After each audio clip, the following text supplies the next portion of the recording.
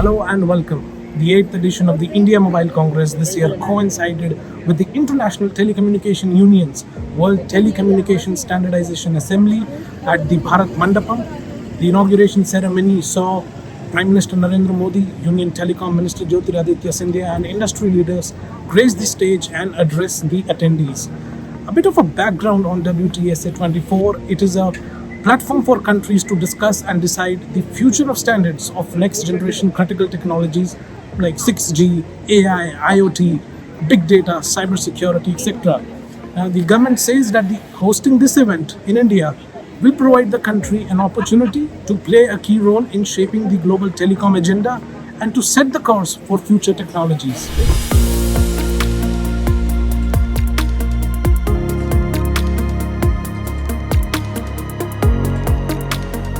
The future is now. The WTSA is a quadrennial event that is taking place in India for the first time this year.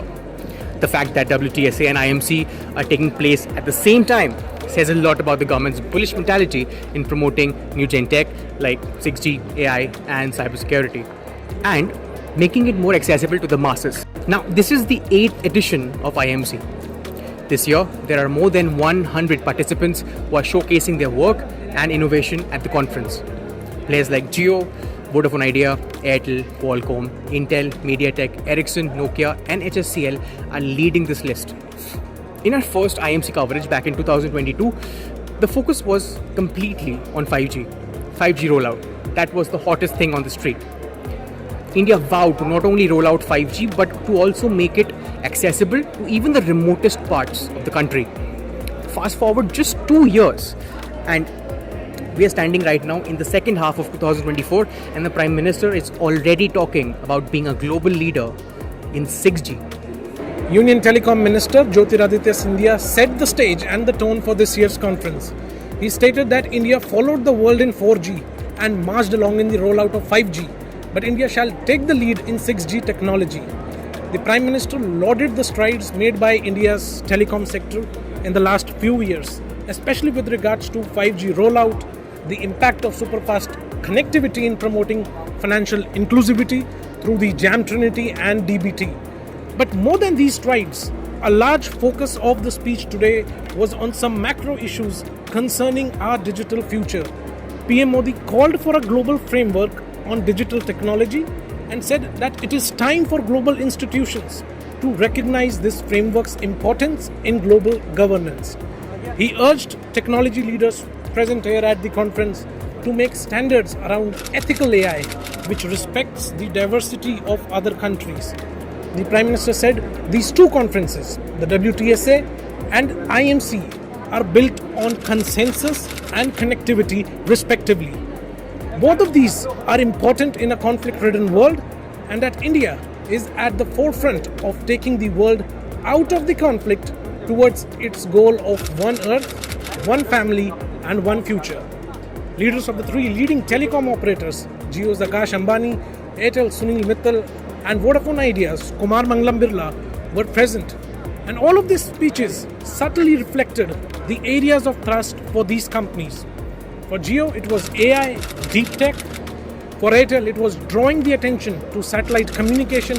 And for debt-ridden Vodafone Idea, it was about the dawn of a new beginning.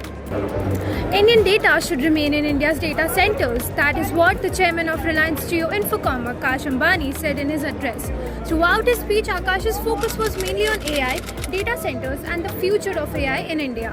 While calling on India to accelerate its adoption of AI, Ambani talked about the importance of self-reliant approach to harness the technology's full potential. Ambani also pointed to the necessity for regulatory reforms to allow this goal, suggesting an earliest revision of the 2020 data center regulatory. Akash Ambani took the opportunity to make two suggestions to the government during his address. One, Ambani urged the government to offer substantial incentives for Indian companies focused on developing AI and machine learning data centers. 2. He pressed upon the fact that India needs an accelerated talent generation on a scale that is necessary to make India a global AI leader. Veteran industrialists Sunil Bharti Mittal and Kumar Mangalam Birla also had unique perspectives regarding the future of Indian telecom and tech landscape. Let's check them out.